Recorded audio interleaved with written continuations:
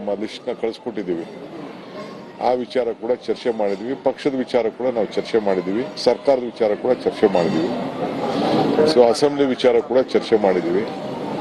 ಚರ್ಚೆ ಮಾಡಿ ನಾವು ಯಾವ ರೂಪರೇಷೆಗಳನ್ನು ತರಬೇಕು, ಶಾಸಕರಿಗೆ ಏನು ಸಂದೇಶ ಕೊಡಬೇಕು, ಯಾವ ರೀತಿ ಹೋರಾಟ ಮಾಡಬೇಕು, ಅವ್ರು ಏನೇನು ವಿಚಾರಗಳನ್ನು ತರ್ಬೋದು ಅನ್ನೋದು ಈಗಾಗಲೇ ಮುಖ್ಯಮಂತ್ರಿಗಳು ತಿಳಿಸಿದ್ದಾರೆ. ಅವ್ರೇನೇ ತಂದರೂ ಕೂಡ ನಾವು ಎದುರಿಸ್ತೇವೆ. ನಮ್ದು ಒಂದೇ ಧ್ವನಿ, ಒಂದೇ ಆಚಾರ ವಿಚಾರ. ಸೊ ನಾವು ಅವ್ರು ಏನು ತಂದ್ರು ಕೂಡ ನಾವು ಎದುರಿಸಲಿಕ್ಕೆ ನಾವು ಸಿದ್ಧರಿದ್ದೇವೆ. ಸೊ ನಮ್ಮೆಲ್ಲ ಶಾಸಕರಿಗೂ ಕೂಡ ಅಲ್ಲಿ ಒಳ್ಳೆ ಪಾರ್ಟಿಸಿಪೇಟ್ ಮಾಡೋಕ್ಕೆ ಒಂದು ಅವಕಾಶ ಇದೆ. ಈಗ ಮಧ್ಯದಲ್ಲಿ ನಾವು ಆಲ್ ಪಾರ್ಟಿ ಮೀಟಿಂಗ್ ಬಗ್ಗೆ ಚರ್ಚೆ ಮಾಡಿದ್ವು. 8ನೇ ತಾರೀಕು ಬಹುಶಃ ಹೋಗೋದು, ಡೆಲ್ಲಿಗೆ ಹೋಗ್ಬಿಟ್ಟು ವಾಪಸ್ ಬಂದ್ಬಿಡೋದು ಅನ್ನೋದು ಕೂಡ ನಾವು ಲೆಕ್ಕಾಚಾರ ಇಟ್ಕೊಳ್ಳಿ. ಯಾಕೆಂದ್ರೆ ಅವ್ರಿಗೂ ಜವಾಬ್ದಾರಿಯನ್ನು ಕೊಡಬೇಕು. ಮಂಗಳೂರು ಅಸೆಂಬ್ಲಿ ಇದೆಯಲ್ಲ, ಯಾಕೆಂದ್ರೆ ಕಾವೇರಿ ಇದು ಜಡ್ಜ್ಮೆಂಟು ಬಂದಿದೆ. ಮೆಕ್ಕೆಜೋಳ, ನಮ್ಮ ಬರಬೇಕಾದಂಥ ಹಣ ಏನೇನು ನಮಗೆ RDPR ಅಲ್ಲಿ ಬರಲಿಲ್ಲ, ಅರ್ಬನ್ ಡೆವಲಪ್ಮೆಂಟ್ ಬಂದಿಲ್ಲ, ಇರಿಗೇಷನ್ ಬಂದಿಲ್ಲ, ಎಲ್ಲ ವಿಚಾರಗಳು ಕೂಡ MP ಅವ್ರುಗಳಿಗೆ ಜವಾಬ್ದಾರಿಯನ್ನು ಕೊಡಬೇಕು. ಸೊ ನಮ್ಮ ಅಪೋಸಿಷನ್ ಲೀಡರ್ಸ್ನೂ ಕೂಡ ಕರ್ಕೊಂಡು ಹೋಗ್ಬೇಕು ಅಂತ ನಾವು ತಿಳ್ಕೊಂಡು, ಯಾಕೆಂದರೆ 3 ಜನ ಇದ್ದಾರೆ, ಅಪ್ಪರ್ ಹೌಸು, ಲೋಯರ್ ಹೌಸು ಮತ್ತು JDS. ಅವನು ಕೂಡ ಕರ್ಕೊಂಡೋಗಿ ಒಟ್ಟಿಗೆ ಹೋಗಿ ಮೀಟಿಂಗ್ ಮುಗಿಸ್ಕೊಂಡು ವಾಪಸ್ ಬಂದ್ಬಿಡೋದು ಅನ್ನೋದು ಕೂಡ ಯೋಚನೆ ಮಾಡಿದ್ದೀವಿ.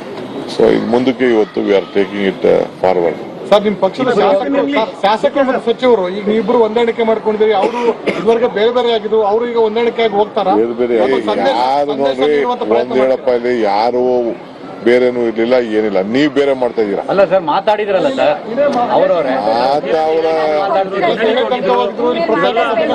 ಅಭಿಪ್ರಾಯ ಹೇಳಿದ ತಕ್ಷಣ ಬೇರೆ ಬೇರೆ ಅಂತಲ್ಲ ಮಾಡಿದ್ರು, ಪ್ರತ್ಯೇಕ ಸಭೆ ಮಾಡಿ ಎಲ್ಲ ಮಾಡಿದ್ರು ಸರ್. ಭಿನ್ನಾಭಿಪ್ರಾಯ ಹೇಳಿದ್ರಲ್ಲ sir. all our MLAs are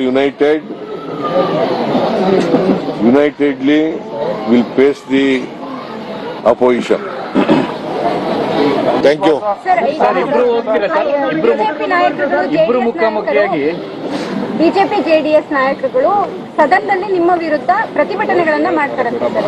ಅವ್ರು ಮಾಡಿ ಏನ್ ವಿಚಾರ ಇದೆ? ಖಾಲಿ ಟ್ರಂಕ್.